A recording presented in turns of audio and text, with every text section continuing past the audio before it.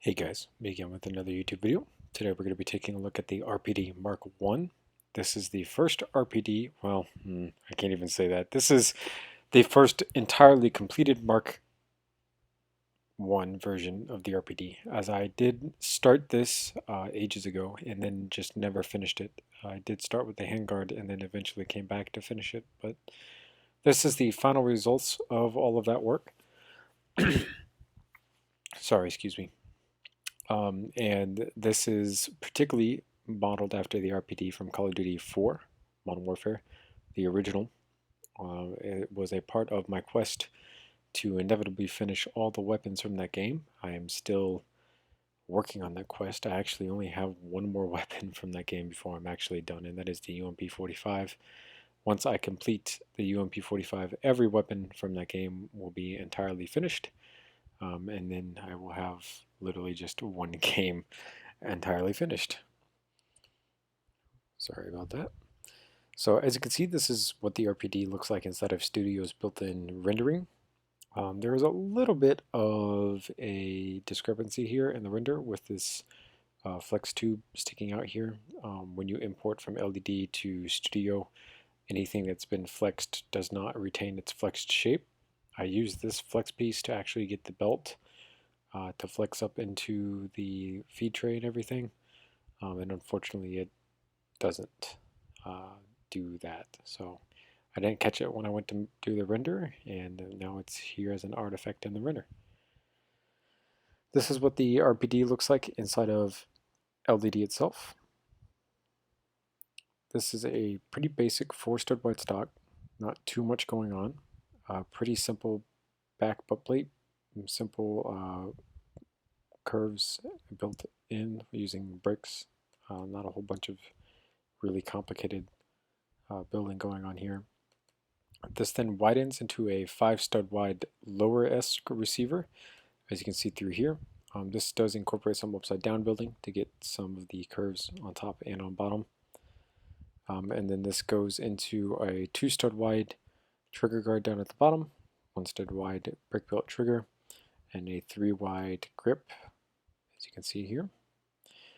This also feeds into a 6-wide upper receiver, which is this darker portion throughout here, and then a 5-wide dust cover assembly where the feed tray and everything goes into. And then on this side we have our charging handle. Pretty simple design here, using real pieces and whatnot to be able to accomplish it. Our dust cover here as well. Pretty simple. It's just hinges here and hinges on the back side to cover up this port.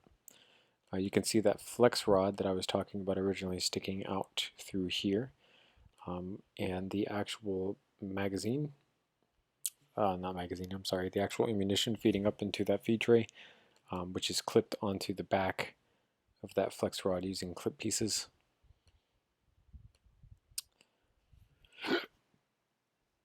Excuse me, sorry.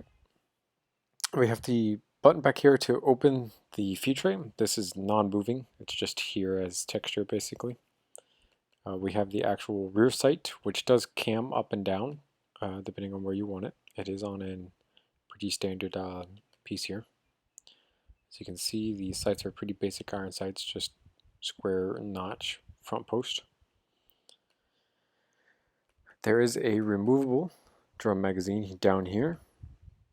This uses turntable pieces to make up a majority of the circular-esque nature, and then a whole bunch of tiles to get it to look decently flat and not studded. Currently all of this is hollow inside. You can see that the belt actually ends pretty much right as it enters the drum, right there. But you could theoretically take a whole bunch of flex tubing and roll it on around in a spiral and get a full belt enveloped inside of this drum if you so felt like it. Pretty basic front handguard up here, 5 wide at most, 4 wide up on top. A little bit of a curve going on with that stud transition. Small details here and there to try to capture the overall shape. 3 wide barrel portion back here, and then gas block is going to be 3 wide as well, which leads down into the gas tube and everything. Some side building, upside down building going on here to try to capture as much detail as possible. Front sling mount and everything, gas port adjustment is all included here. And that leads to a 2-stud wide barrel, which has the front bipod mount, the front sight post, and the front muzzle brake. Pretty simple overall, not too much going on. This bipod is working, as you can see here. It's actually mounted on a cam system here so that the entire weapon can swivel while mounted to the bipod, and then the bipod itself is on ball joints so that you could spread it out and put it down onto the ground as needed. And the rear end of the bipod is actually skate pieces, so it kind of gives it a more finalized look to it. Overall, that is the RPD from Call of Duty 4 Modern Warfare. Thank you guys so much for watching. Remember to comment and subscribe for more videos similar to this one. See you guys later in another YouTube video another time.